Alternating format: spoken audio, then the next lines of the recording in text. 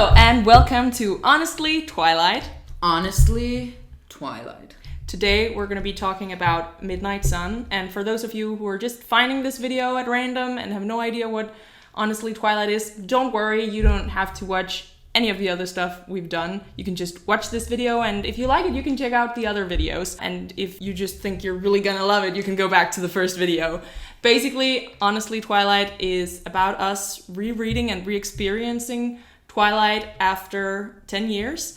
And we did this because Midnight Sun was coming out. And so we reread all of the books and we shared our experiences in very long, very funny, very witty YouTube videos. We are so clever. By the way, I'm Josephine. And I'm Gry. And we're Danish. So if we sound funny to you, that might be why. Or if we don't know the words, words. This is going to be a video where we're just going to be talking about Midnight Sun and what we thought of it, our experience, and we're going to be referring back to some of our opinions from the previous books, but we're going to try to make it very easy to just jump right in. For those of you who doesn't know what Midnight Sun is, Midnight Sun is actually a rewriting of Twilight. And Twilight was set in the perspective of Bella. She is the main character, and this book is also written in first person. And Midnight Sun is actually the same book. Like, all the same stuff is happening, all the same conversations between Bella and her love interest. But Midnight Sun is written by the point of Edward. Yeah, so it also has some extra There's stuff. some extra because there is points where Bella isn't with Edward. Just quickly, how has you felt about Edward before we start rereading all the books? Well, before the reread, I was very like, oh, he's so controlling and manipulating. And I think my opinion was very influenced by the very strong wave of anti-Twilight, almost propaganda-ish way that it was handled back in the days. Then I reread it and I found that he was still very controlling, but not so much because he's manipulative, or not consciously manipulative, but more like he's a whiny ass bitch who is constantly anxious and thus shoving his emotions on Bella and giving her a hard time, making her want to make things easier for him. And yeah, you actually started liking him from Eclipse through Yes. this rereading. Yeah. So if you want to hear about that, go to the Eclipse video. Yeah, basically what happens in Eclipse is that he is horrible for like this part of the book, and then from here on out he's just an angel. And if you want my opinion, just don't read it. I, of course, loved Edward Cullen. I mean, I have written in books Mrs. Edward Cullen. I have just loved Edward Cullen so much. And it's been very hard rereading them because I don't like Edward anymore. And I just love him. Every time Edward smiles, I'm like, oh my god, my dreamboat is smiling. My little, oh. And now I'm just like, yeah. So it's been an experience, and we're gonna be diving into Midnight Sun. But first, Josephine said, get the fuck out, Edward, so many times in the Eclipse video that I made a cut for her. Gry has made me into a meme, and I'm beautiful. I love myself so much. I'm almost Rosalie. You're somewhat kinder than Rosalie. You think so? Yeah. Yeah. You just like to think you're a bitch. Oh yeah, I really do. If anyone could hear my inner thoughts. I'm such a bitch. Let me help this kid over the street. Yeah, but while I'm doing that, I'll be like, how many points do I get if I kick him on their car? You're not a bad person for thinking stuff. You're a bad person for doing bad things, right? I think the thoughts count. Okay. Apropos Midnight Sun. I was just thinking that the best way to start might be to talk about what do we get out of Midnight Sun compared to Twilight. The obvious points are his many thoughts. In every single scene, we just get a lot of Edward's perspective, and I get that that's the point. But I would just like to come out straight away and say that Edward thinks a lot. Too much. Well, everybody thinks a lot. I think the problem here is that the author wanted us to know that he thinks a lot. You know, after a while, you have defined his character. I now know he is angsty boy and that he thinks a lot about whether Bella will die or not. Do you know how long this book is? It's 674 pages. And this book is just about 430 pages. So it's over 250 pages longer. And I think a lot of that is just Edward thinking. And what I was about to say is that after you've defined that the common themes in his thoughts, which are especially, will Bella get hurt? I'm horrible for wanting to be with her. I should leave her, but I'm so happy with her. Those are like the common themes. Yeah. Once you've established that, I don't need to know it every single page. I know. And it got really tiresome. It got boring. Yeah. I felt fatigued at one point. I was just like, okay, now I just want to read the dialogue.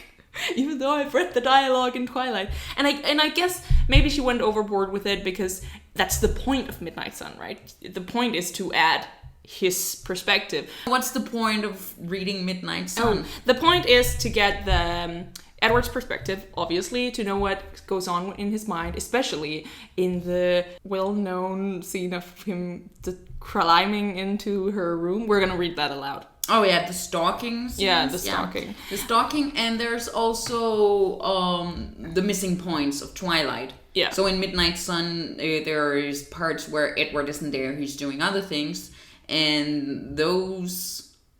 And so they give something. Yeah, especially when he spends time with the Collins. We learn a lot more about other characters, especially Esme.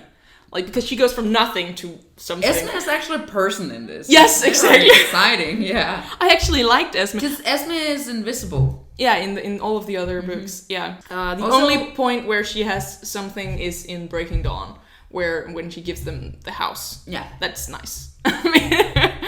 But she's a non-character, and here she gains something. And I think it's amazing, actually, how Stephenie Meyer is a very strong author when it comes to, with very little space, giving a lot about minor characters, yes. Which then makes it so baffling how she can spend so much time doing nothing in the plot. If I have to answer what the point of Midnight Sun is, I would say money. I don't think so. I don't think that Stephenie Meyer needs money. I don't think she needs it, but it's a compelling case. Probably, I know the idea was there 7 years ago, right? When some of it was leaked to the internet. I didn't get very much out of Midnight Sun. No, but I think from her perspective, she needed to get Edward's story out. But did she have to publish it? I mean, people wanted it, so I don't see anything wrong in her publishing. I've read a lot of reviews that are very happy about this book. Yeah. And I think maybe I'm jumping to the next point in the agenda, but I think it was a problem that I just read Twilight.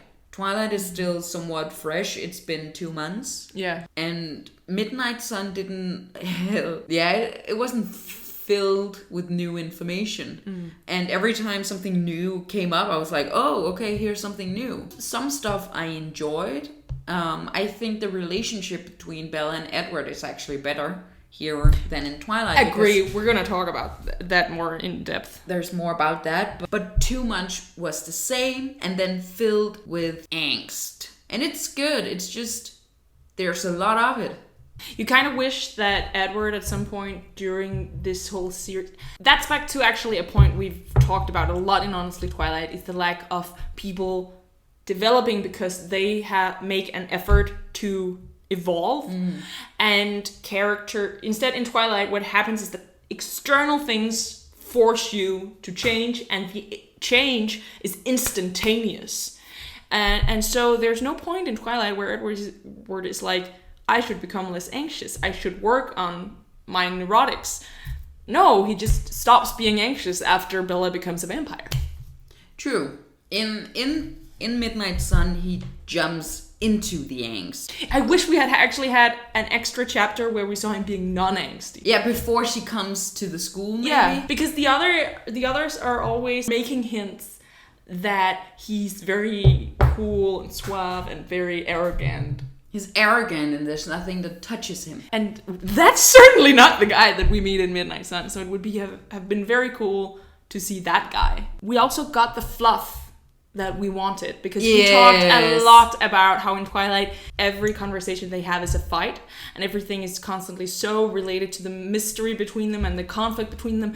Whereas Edward, Edward's story isn't about the mystery of, is Edward a vampire, or the conflict of, will he be with me? The thing is him being drawn to Bella and him fighting her goodness and the power of the relationship. So it's actually very important in Midnight Sun that you show the strength of the relationship. And so you have an entire chapter dedicated to him just questioning her. And it's actually real conversations. I have to say that was where this book shined. That was that chapter where he's asking her, he's laughing with her, he's trying to get to know her and not just assume things about her, because he does that a lot. And I like that. That's the good chapter. That and the chapter where the Cullens have that entire meeting. What to do about Bella. Jasper wants to kill her. Rosalie is also in on killing her. And then Alice has the vision of her becoming one of the family. And that whole chapter is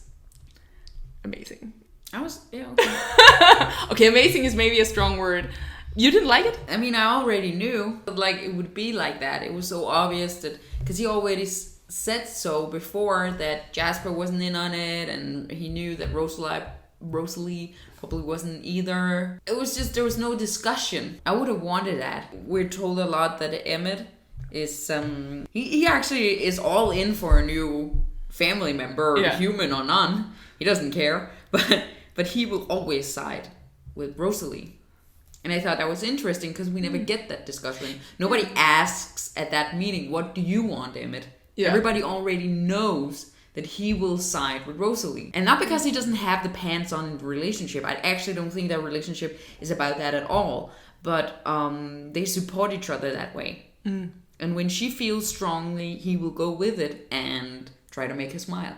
One thing that disappointed me about Emmett was that... So Rosalie... You know what? Fuck it. I'm just going right ahead and talking about Rosalie. We're going into minor characters. So the main characters are Bella, Edward. Everybody else, minor characters. Yeah. So really small characters, Eric.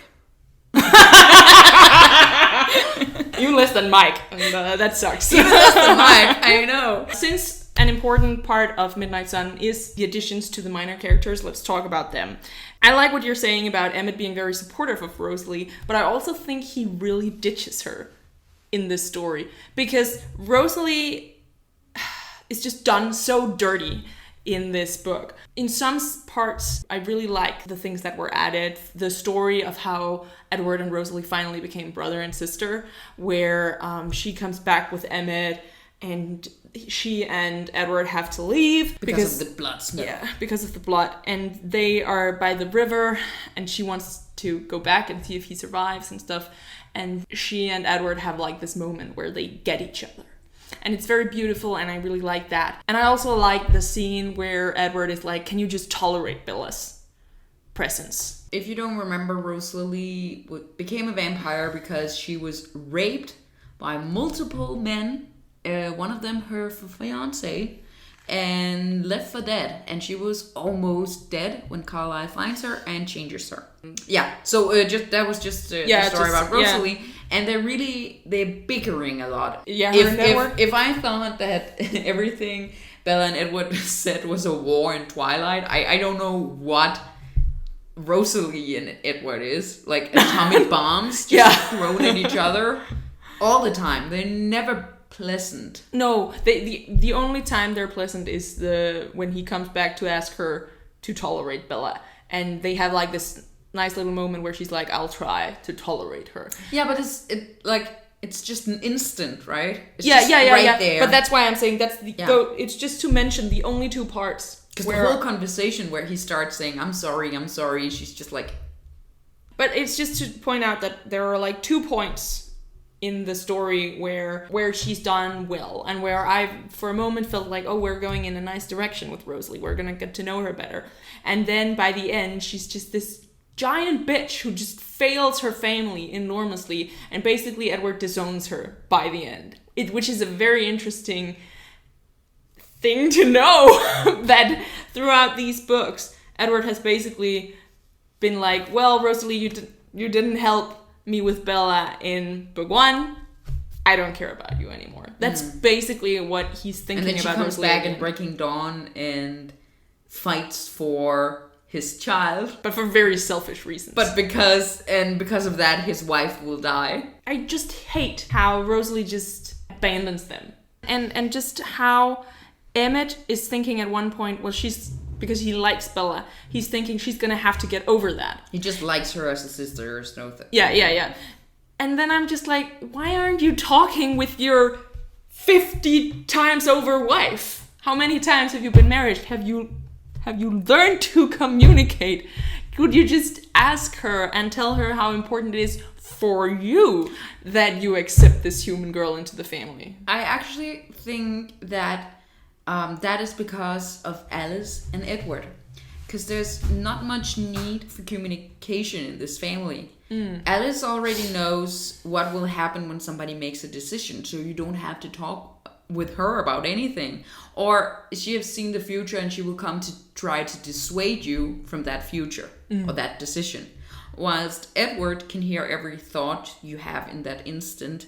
So, and if anybody is misunderstanding each other, he can just cut in and say, oh, they mean this. And it's very clear reading Midnight Sun that Alice, in this book, I don't know how it normally works before Bella, but in this book, she works a lot behind the scenes. Edward goes to talk with Carlisle, and Carlisle already know he's coming to talk with him, because Alice told him. Edward is coming home to talk with Rosalie, and she's already sitting on the front step because Alice arranged it so. So they all fit into this puzzle, and it's very interesting knowing how this future side works, or divine side. I don't know what we call it, but how it works with Alice, because they don't have to communicate like we two do. Like if I'm like, oh no, I was thinking about wearing black, Edward would already know that you were thinking about wearing black and you would be dissatisfied with me wearing black. So he would tell me, instead of going to you, who would be the most sad about it, please wear green. Or Alice would see the conflict and then call you. And as if people don't grow from conflict. They're constantly stopping the conflict that would force them to grow. So yes. you might be right that might have hindered Emmett and Rosalie becoming truly good at communicating, but they do live separately. Yeah, sometimes. So they must talk. Yeah. Just not in this book. So I was just a bit disappointed that Emmett didn't really... And once again, Rosalie was done dirty. Yeah, she was done so dirty. Let me just make sure that I get all my points across. I just feel like I don't hate Rosalie for what she does in this book, even though it's so bitchy, because I feel like Stephenie Meyer forced her to be this way. I just don't feel that this is Rosalie. Oh, the character. Yeah. I think... It's interesting, though, knowing what happens in the next books, that Edward never tells Bella that he lost a sister. Yeah. There's so much in Midnight Sun that Edward never tells Bella. He never tells her that he basically thought about leaving her from the moment that she's hurt by James until he leaves her in New Moon. That's like one of the biggest revelations in Midnight Sun, is that at the end, Edward is basically like, once she's healed, I'm gonna leave her. But that was obvious. Yeah, he tells her so in Twilight. Yeah, but still in New Moon, we kind of get the impression that they had a nice summer. No. Oh, okay. I'm not agreeing on that. Disagreement. Yes, disagreement. He already says so, both in Twilight and in Midnight Sun. He says something about he's going away, or he's not going to be there forever, and she gets angry. He actually tells her, like, before they're even really dating, they date for a day, come on. But before that he's thinking about leaving her. Yeah, he basically tells her that all the way through For me, Twilight. It wasn't a revelation. Yeah, it was in the cards that at some point between biting her and like him leaving, or no, she's in the hospital bed. Yeah. that this was a decision already made. Yeah. No, I agree with you that it's definitely... And it's for selfish reasons he stays this good summer. I just feel like even though there was that ominous sense after Twilight, I still felt like a New Moon, oh, they had a nice summer. But I feel like after having read Midnight Sun, I'm like, no, that was a horrible summer, because Edward was not...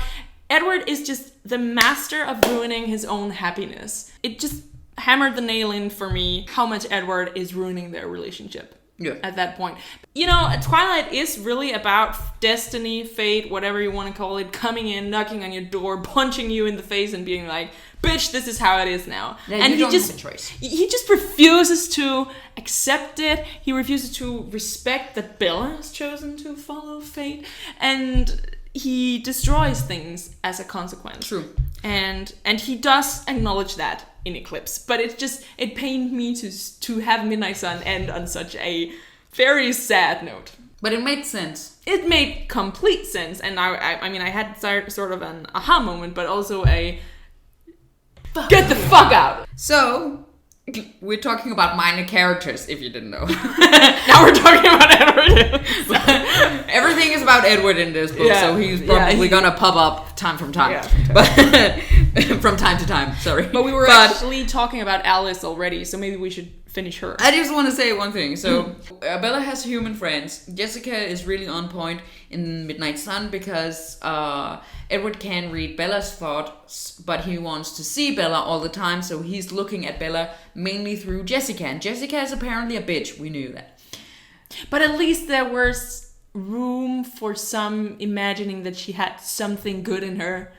Oh, she's okay. I mean, she's human, so she's a very normal teenager. You're forcing me to go into another category. Sorry. I'll take it there. But Lauren, I was so excited when he started like firing up about how Mike was lusting after Bella and how Tyler also was. But he really hates Mike. And on that note, Edward, we get each other. I hate Mike. I hate Mike too. And then I was like, oh yeah, it's time for Lauren. And Lauren fucking loathes Bella. We remember that from Twilight. From the moment Bella gets into the room, Lauren is like, I will cut you down, bitch. Get the fuck out, Bella. Exactly. Get the fuck out, Bella. But Bella doesn't. And there is almost nothing about Lauren. And he gets so riled up about the thoughts Mike has, about how Jessica treats her. He even gives a gift to Angela for thinking nice thoughts about Bella. But Lauren, she isn't even there. So I just want to say, yeah, I expected more from you. Stephanie Meyer kind of forgot about Lauren. You know, the Game of Thrones. Yes, maybe she did. We don't know. Edward just didn't find her significant because Lauren doesn't spend a lot of time with Bella. She just doesn't. Yeah, she stays away from her. So yeah, I don't even think they have that many classes together. So speaking of Angela and this gift, so what Edward does is that because Angela is so nice, he sets it up so that Ben becomes jealous enough to ask Angela out. So he's the reason that Angela and Ben get together. And they're like the only healthy human relationship in the story, so nice, Edward. But except of Charlie. Yeah, okay, Sue. Yeah. Exactly. Yeah. That's healthy as hell. But Emmett, after doing this, because Edward asks Emmett for help, Emmett is like, that was fun. And I'm just like,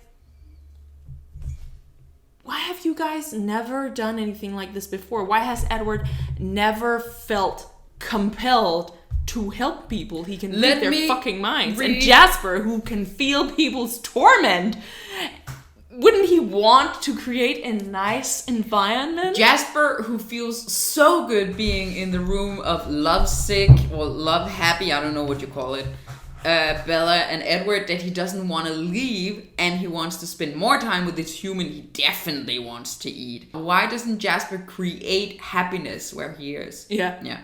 But that's back to the fact, we talked about this in Breaking Dawn and Eclipse, they're very bad at using their immortality for anything interesting.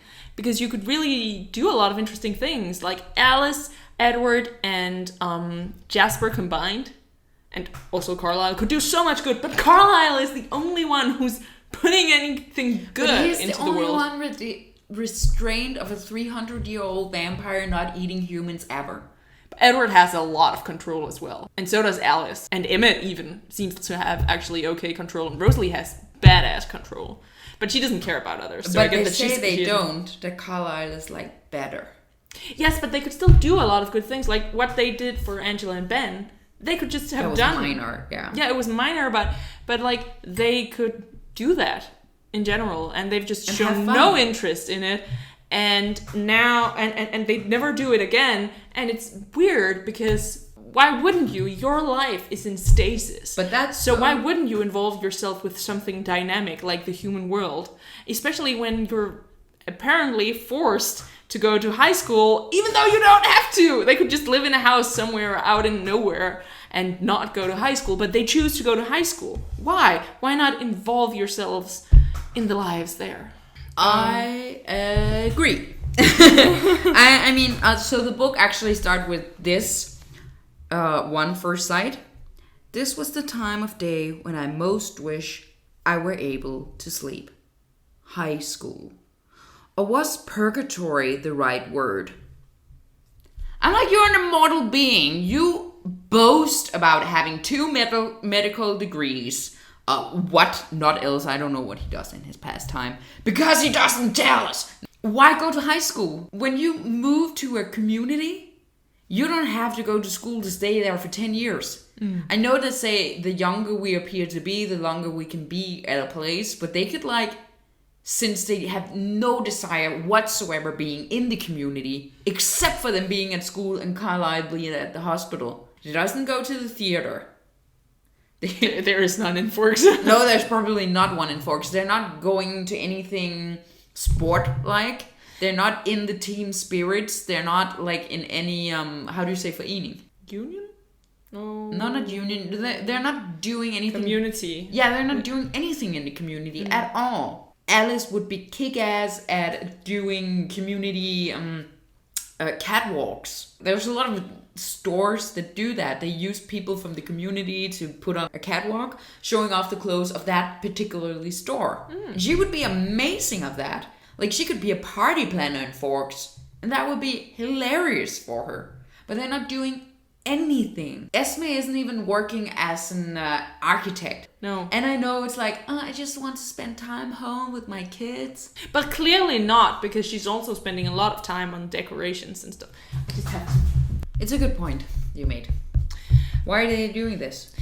It's a plot device for having him meeting her in high school. And it becomes very obvious in Midnight Sun that is what it is. Yeah, there's no other point to it. They could be homeschooled. They could just tell people that. They could just, Because there's so many, rumors about them already. But also they move so fast that they could live, anywhere. And they could get to a big city very quickly.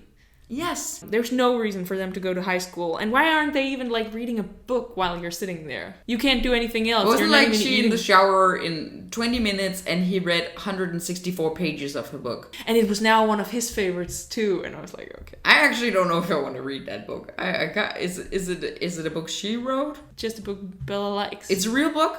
I think so. Okay. But I want to talk about the mind reading. Because we're already getting into it. I think it becomes abundantly clear in Midnight Sun where Stephenie Meyer fails as an author. I'm getting a bit British. You're going to be so posh. Yes. So Stephenie Meyer fails as an author. Oh, you tell me. How does she fail? I'm not very good at British. So I want to go straight into the mind reading because it's so connected to the minor characters. Because we get a lot of stuff revealed about the minor characters because of the mind reading. Yeah. And what I found so frustrating about the mind reading is that in the previous books, you could always sort of imagine that people weren't as shallow as they came off. But now that we have Edward's mind reading, it's no, they were that shallow. And it just has a lot of very not so good implications about Stephenie Meyer's view on humans. Because so many of these people are just so petty and superficial and have just nothing more to offer than surface level. And then, but I also think that's a reflection on what mind reading can do. If you only read the thoughts or pictures that are in your mind right now, you only get the superficial stuff. Like, I'm not sitting at school thinking about death. Yeah, death. Or if I'm sitting just in class, how often would I think about my parents like fighting each other? I mean, not that often. Now I have a scene in my head of your parents fighting each other ninja style. Oh yeah, they were cool. Man, you should have seen those two. No. I mean, they're divorced now. Only one of them have limbs left. I'm sorry, no. The dog, though.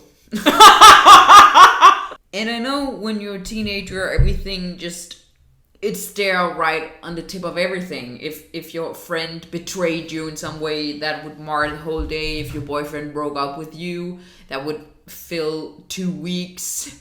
And you would only think of that, oh no, he's sitting in class and he's with her. Or why didn't he like me? But it's still somewhat superficial, what's just at the tip of your thoughts.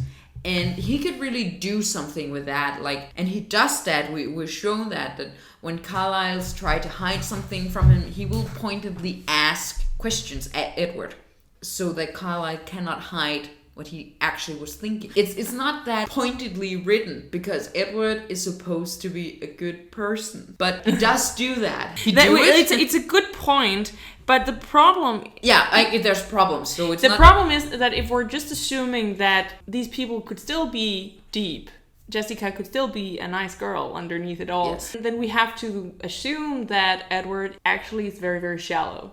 Because also, in that case, he is taking so much for granted from surface level. But he does that. He does that. Like, I don't think you should use the term racism lightly, but what she does describe on how Edward sees human is racism. He's so racist about humans.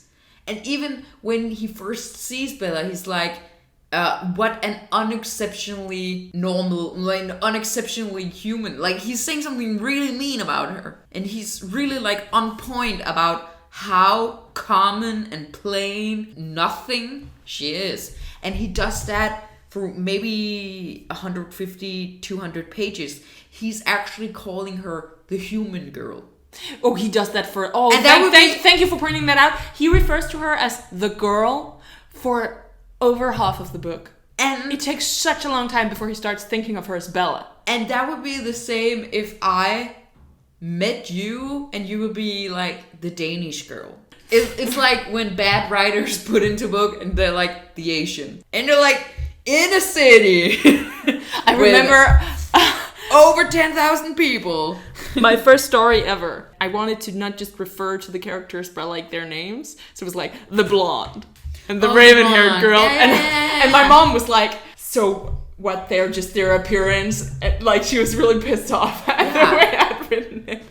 But yeah, you're right. It's like that. But I think it differs from racism because he does the same thing with vampires. He does it with Rosalie and he sort of does it with Emmett and Jasper. His assumption that people are superficial.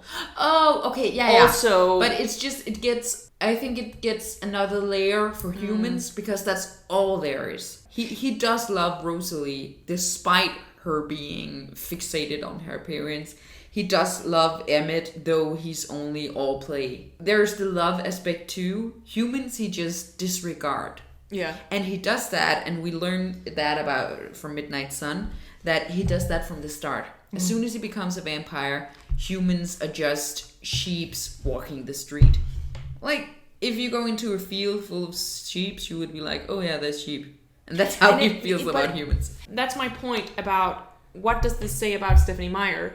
Because my assumption would be that if I became a mind reader, I would gain a lot of empathy for the people around me. I'm assuming that people like have their troubles and they're struggling every day and still making it through, and you would start to empathize. You would notice which kids doesn't order from the cafeteria, which kids thinks about, oh, my shoes are worn through, and who has used school books. And this is a poor community. As far They as we could do know. like a donation thing, like Esme could have like a fund, and then it would seemingly randomly pick. I mean, why poor isn't people. Alice in prom? Like in the prom organization thing. I don't know what you people call it, but like, why isn't she in that? Yeah. Because she has so much fun, like planning the graduation party for Bella. But it feels like everything's an afterthought, or if it's not related to Bella, they don't do it. The Cullens just don't really do things for themselves, and it becomes very clear in Breaking Dawn when she meets Charlie for the first time after she's become a vampire,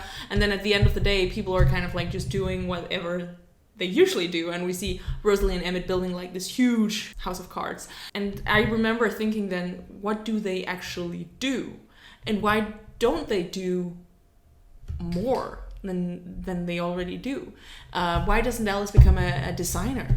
And I don't know if that ties to the Volturi of not making yourself notice. noticed. I just think, why can't they do good things and do fun things for themselves without making a spectacle of themselves? They should be very good at that. Like you said, he obviously doesn't care about humans because he has 2 medical degrees and never uses them. Obviously, he chose medicine because of Carlisle. I think it's a very good point that he doesn't have a lot of regard for humans, and he is repeatedly in Midnight Sun surprised when Angela, Ben, Jacob, Charlie are nice people. But also Bella, he's like, oh, what uncommon faults for a human. He says that all the time. Oh, what?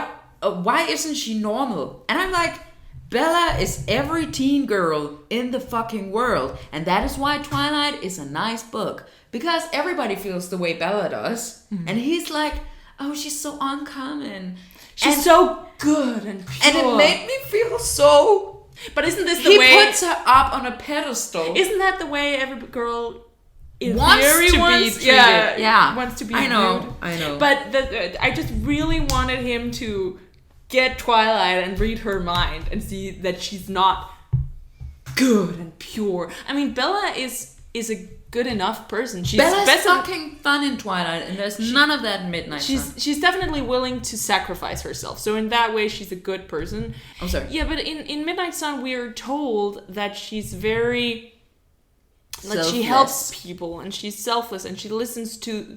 I should say she's very observant, so if someone's uncomfortable, she creates a situation so that they become less uncomfortable. And we don't see a lot of that in Twilight. And it's suddenly there in Midnight Sun. But even with that, she's not a pure-hearted, good person. And I just don't like that Edward views her that way, because he doesn't see her. No, he doesn't. Oh, that's a good point. Because I wrote that down too, that he creates her in an image that isn't true. So he tells herself this lie. And it's kind of connected to the whole thing with him not really listening to her when she says, no, I want to be with you, I want to be a vampire. Instead of listening to her, he just has like this image of how things are supposed to be. And then he plays it by that instead of actually talking with her. Well, I think just my whole point about the mind reading is that it falls very flat for me, because I just don't believe that people are like that. That they're only like that. Yeah, his view of the world is so exhausting because he just doesn't cut people some slack. He doesn't go out of his way to figure out why Jessica is like that. But I think the problem here is not just Edward. It's like with Rosalie, who's done dirty by Stephenie Meyer. It's Stephenie Meyer who probably has not a very positive view on humans, on people. Because the whole thing in Twilight is also like, oh, Edward and Bella are so much better than everybody else, and nobody else can really understand the connection that they have. And Rosalie and Emmett and Jasper and Alice, they don't even love each other as much as we love each other. And, you know, me reading it, I'm like, you're not that special. I mean, it's great if you're in a relationship and you're thinking, my relationship is better than everybody else's. Preferably you should be thinking that, because that means you're happy in your relationship. But this is absurd. What do you want to go? What are you looking for?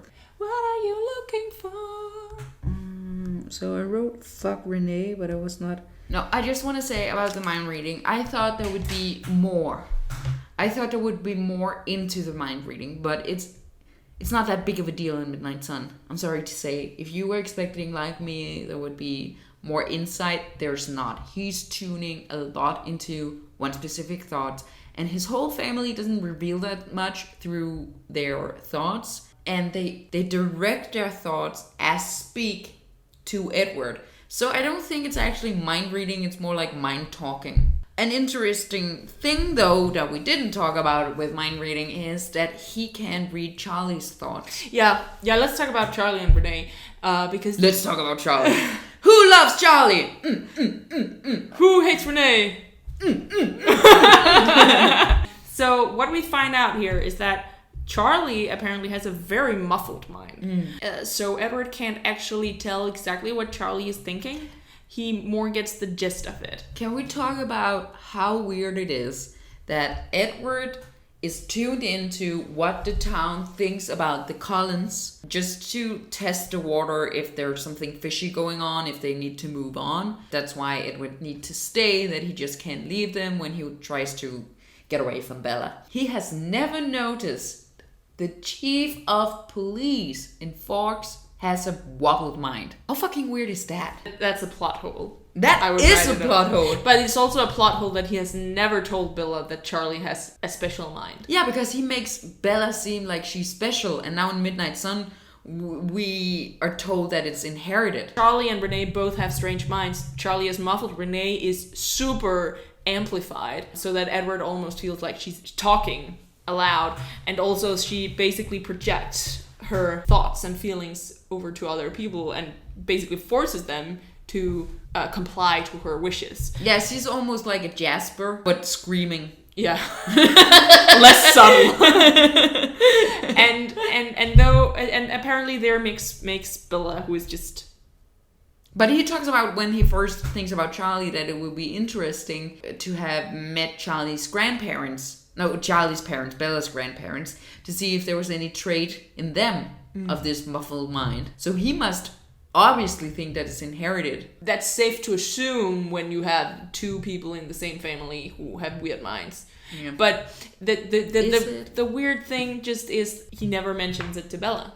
Really? Not even when they get Renesmee, because that would make sense with what Renee can do, that Nessie can sort of force it upon. Because in Breaking Dawn it's like, oh, okay, so it's Bella's shield and it's Edward's thoughts that makes Renesmee. But now Renee is obviously also in. Yeah, now it seems like it's actually Bella's parents. Yeah. That are doing all the stuff. It just feels like an afterthought. Why is it a problem that it's an afterthought? The problem is that it feels very weird that Edward never mentions it to her. And there are several things in Midnight Sun that happen that Edward never mentions to her, which makes him feel even more manipulative. Because he doesn't include her. He doesn't include her really in the conversation with the Cullens. And he doesn't include her in the stuff with the mind reading. And there are several things throughout where he just doesn't tell it to her. What about Angela and Ben, for instance? Why not mention that he was the one who... Can they communicate? No, they can't. It's the same problem still. Yeah. And this is a relationship that is put on a pedestal. No. Yeah. That is said to be a great love story. And I do feel the love in Twilight. I do feel how the struggle is between him being a vampire that wants to eat her and her loving him and him being very mysterious. But it doesn't excuse poor communication.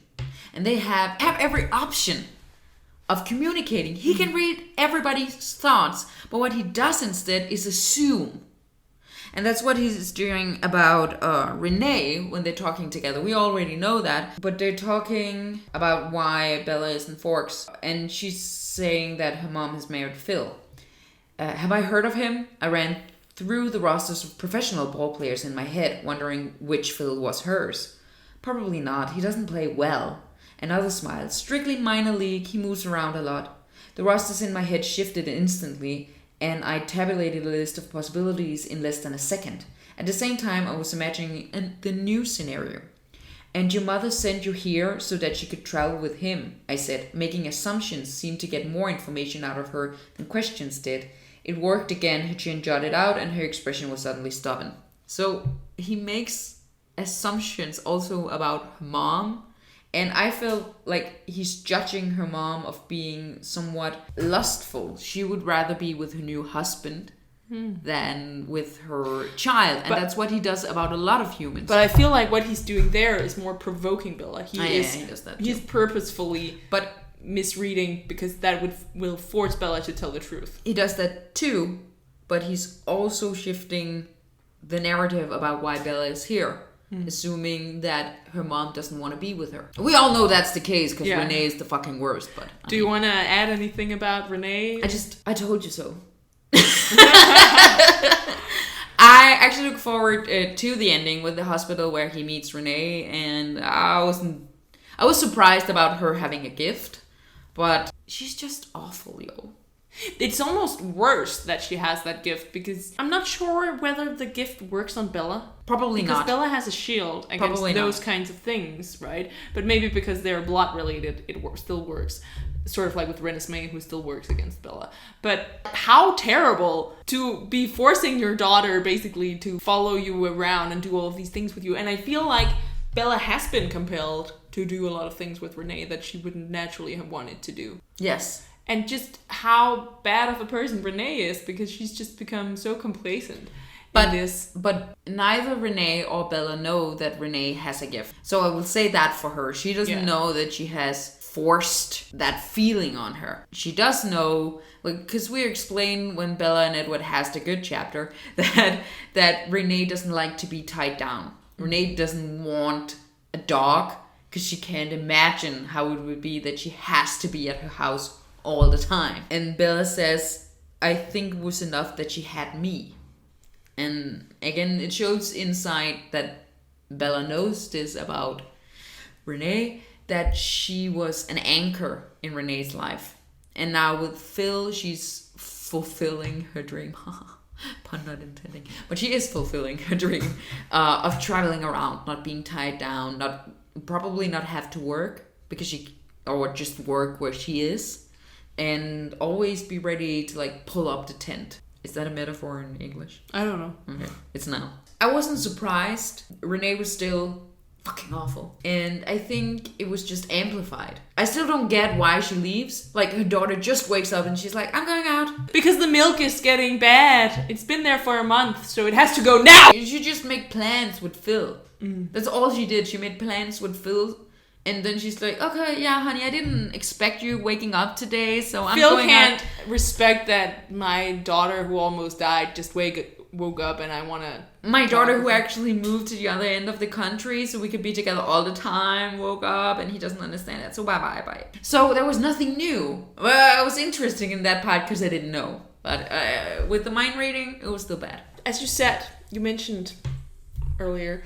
maybe I cut it out. Bella is a lot of fun in Twilight, but she isn't really a lot of fun in Midnight Sun. And I think one ironic thing that happens in Midnight Sun with Edward being so hyper-focused on Bella, but because he puts her on a pedestal and doesn't actually see her for who she is, she disappears. So you have a lot of dialogue where it's instead of it being snappy dialogue like was in Twilight, it's dialogue, and then Edward thinks. Yeah, dialogue. Edward thinks a lot. Dialogue. Edward thinks that even more. But dialogue in that he's asking something and she's answering and then he thinks. Well, just all of the dialogues. Okay. All of the dialogues all the time. I don't think any of them are snappy like they are in Twilight. And it just ends up having this effect where I don't feel like I really know Bella as well. But it's the same problem in Twilight. Edward has no personality except that he has PMS all the time, which he also does in Midnight Sun. So not that different. But here he has the personality, very distinct personality. He does have a personality, exactly, and Bella doesn't. She's just a girlfriend. Yeah, she's just the girl for a lot of the time, which I hated. The ironic thing is that I end up not really caring about the relationship. So at the end, where he's having so many thoughts about the relationship and whether it should end and her being in danger and blah, blah, blah, blah. And I'm like... I didn't care about the chase at all. I thought and I was even oh, there's a new thing here, the car chase. Wow. And it was fucking boring. I actually really liked the part where they're hunting him and then he does some maneuvers and then they're talking with Alice and looking into the future and she's saying, oh, Emmett will find it, and then they all run that direction. I actually thought that was cool. Everything about how they use Alice's ability is cool. The baseball fight, perfect length in Twilight. Horrible length in Midnight Sun. Oh my god, it's so boring. And maybe it's because I have an inner Bella, I don't know. But sports, and I'm not American, so baseball, I mean, what even is it? I did not like the baseball scene in Midnight Sun because it was so prolonged. I needed to know everybody's move. I needed to know, and they're not even playing by the rules. They made their own vampire rules. What was elaborated on was not important to the plot. I really hated how... So Rosalie is really pissed because Edward isn't cheating because Bella is there. Yeah. Oh, it would have been so fun. And like, I just feel like Edward was more fun before he met Bella. I think if he could take off how protective he is about Bella, he would be more fun. Because the fun is in there, but he layers it down, and every time it sort of comes up, he's PMSing and turning on a point and getting angry. Yeah, and we don't really get to see him be with the others in Breaking Dawn. Then he's fixed in Breaking Dawn because she becomes a vampire and no longer has to worry about her. But we don't see him really hanging out with Jazz or M. I can forgive M, but Jazz, I wrote to Gry. So in Breaking Dawn, they suddenly pulls out this new nickname for Jasper, and it's Jazz, and it's not been in the book at all before. And then in Midnight Sun, it comes up again that they're calling him Jazz. And then I was like, it doesn't make sense. Because Jasper was fighting on the wrong side of the war in the Southern Wars before he became a vampire. He was on the wrong side. So how would he like to be connected to a word made by blacks, for blacks, and then by black, like defining black music? That's what they're calling him. And you were fighting against black people. For my calm of mind, I'm assuming that Jasper has gone through some kind of spiritual revelation that he was wrong and that blacks and whites and everyone are equal. I'm just assuming that. Yeah, but you know, there's no black people in Forks, so yeah, maybe that's why they choose that and Antarctis. No, Atlanta. Atlanta. Alabama. What's that state called they're going to? With the Denalis? Canada? No, yeah, it's in Canada, but like it's the one. Isn't that Alaska? I think Alaska. Yeah. Oh yeah, I put it together with other Alabama. I don't know. Alabama. Alaska. I'm sorry, you don't know all my European countries here, do you? Latvia. Romania. Luxembourg. You probably know Switzerland. I mean, you've read Twilight, so you know Switzerland. When we say you, yeah, we mean people from the US. Yeah. Because we're so racist. Yeah. We're as discriminating and as prejudiced as Edward. Yeah. I'm actually really bad at the states, provinces of Canada, and the countries of South America. I know Europe and somewhat America. Nothing about Canada. And like Russia and Asia. Mongolia, we can do that because that's all of Siberia. I played Risk, so I have like a basic. And then there's China, that's the eastern part, and what's not is Korea. No, Korea is more like just that little. Yeah, that's like so that's the eastern part, and then there's Korea, and then there's the island that's Japan, and then Vietnam. And then all the rest of Asia is just being ignored. And that's always mind-blowing to me that India is in Asia. Well, they are a continent of... Yeah, that's the continent part, right? Also, Australians. I love how you say that. What's up with Australia? Why is it there? That's an island, but it's also a continent. That's so fucked up. All continents are islands. I mean, Europe isn't really an island. I don't think this is related to Midnight Sun any longer. No, we were talking about... we were talking about that horrible baseball game. It doesn't add anything. We know this is the first climax. Okay, there's another build-up in Midnight Sun. Will he try to eat her in the meadow? So that's a really huge breaking point for Edward, and when he's on the other side of that, he can really enjoy Bella. I actually really like that part of Midnight Sun, how important that was, because I don't think you sense in the same way in Twilight how big this moment No, is. because he was so fucking moody. It kind of makes sense. He was thinking he might kill her. Yeah, but she says, I like you, I'm not afraid of you. And then he's like pulling stuff from trees and like throwing them at other trees and be like, you should be afraid. But there are like several points in Midnight Sun, actually, with some of the things that we've critiqued him for, where he immediately after is like, I shouldn't have said that. But he did. And that's something we also said in one of the other, I think it's the Eclipse one, that what you're saying or thinking in Edward's instant and what you're doing are two different things. And he is regretting a lot of stuff he does, but he still does it. Yeah, so the problem is he doesn't become better and he doesn't apologize. Yeah, or if he apologizes, he doesn't mean it because he's going to do it again. Like the stalking. Are we going to talk about that? Yes. I think we should start that off by reading the part where It begins. Yeah, like I just need to find it. Yes, of course. I will make a twilight song for you. Do you